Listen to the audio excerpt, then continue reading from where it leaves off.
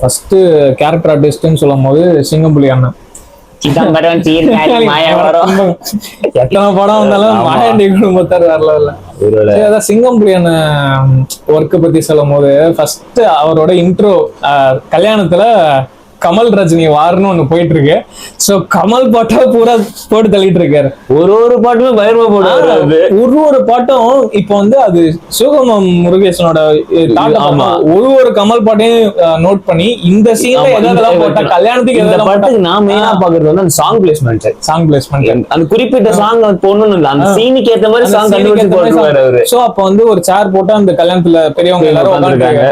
எல்லாருக்கும் அப்போ என்டர்டைன்மெண்ட் என்னன்னா என்ன பாட்டு போட போறாங்க பார்த்தா ஃபுல்லா கமல்ஹாசன் பாட்டு.